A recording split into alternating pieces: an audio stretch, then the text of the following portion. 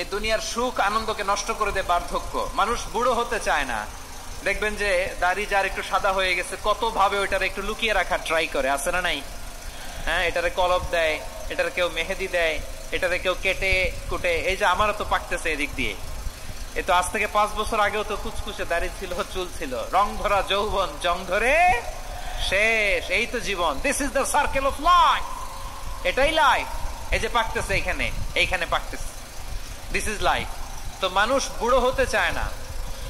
এখন দেখবেন যে অনেক শ্যাম্পু বেরোইছে, শ্যাম্পু অ্যান্টি এজিং শ্যাম্পু। কি এজিং? Anti ageing. ক্রিম বের হয়েছে, ক্রিম অ্যান্টি এজিং ক্রিম। এটা বলে অ্যাট্রাকশন লাগায়, যেটা মাখলে মানুষ আর বুড়ো হয় না। এই শ্যাম্পু দিলে মানুষ আর বুড়ো হয় না। ভারতের একজন ধনকুবের আছে, নাম শুনেছেন না? মুকেশ আম্বানি। ওনার স্ত্রী নীতা আম্বানি, আমি একটা নিউজে দেখলাম যে তিনি গোল্ড ওয়াটার খেয়েছেন। 1 বোতল গোল্ড ওয়াটারের দাম মোস্ট লাইকলি $60,000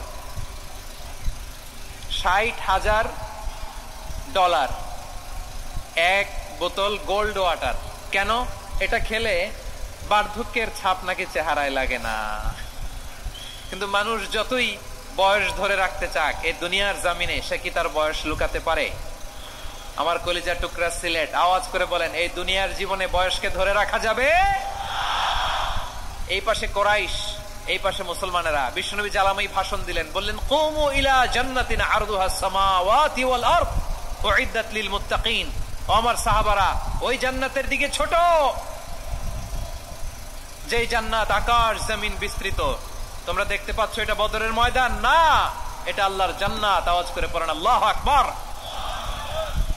বিশ্বনবী বললেন, ছোট ওই জান্নাতের দিকে যে জান্নাতের বিস্তৃতি আকাশ জমিন বিস্তৃত। বিশ্বনবীর এই কথা শোনার পরে এক আনসারী সাহাবী সাইয়েদনা উমাইর ইবনুল হুমাম রাদিয়াল্লাহু তাআলা আনহু খেজুর খাচ্ছিলেন।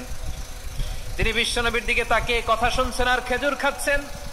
যখন বিশ্বনবী বললেন জান্নাতের দিকে ছোট যে জান্নাত আকাশ জমিন বিস্তৃত, বিশ্বনবীর কথা শোনা মাত্র সাইয়েদনা উমাইর ইবনুল হুমাম বললেন বাহ বাহ। কি বললেন? বাহ বাহ মানে চমৎকার, মাশাআল্লাহ চমৎকার। আমরা ইদানিং কালে চমৎকার কিছু দেখলে ইংরেজিতে বলে ফেলি না, ওয়াও ওয়াও, বাহ বাহ, মাশাআল্লাহ।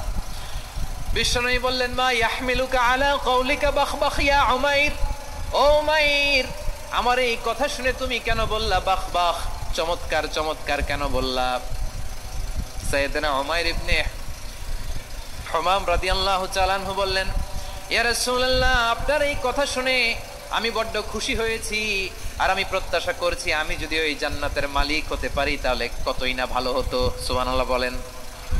বিশ্বনবী বললেন, ছোট এই জান্নাতের দিকে যে জান্নাত আকাশ জমিন বিস্তৃত।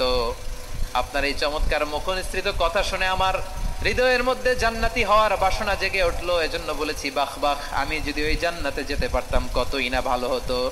উমাইরের কথা শুনে বিশ্বনবী বললেন, ঠিক আছে উমাইর, জান্নাতে ঢোকার জন্য, এই জান্নাতের অধিবাসী হওয়ার জন্য যেহেতু তোমার এত আকাঙ্ক্ষা, আমি বলে দিলাম আনতা মিন আহলিহা, তুমি আল্লাহর ওই জান্নাতের অধিবাসী হবা।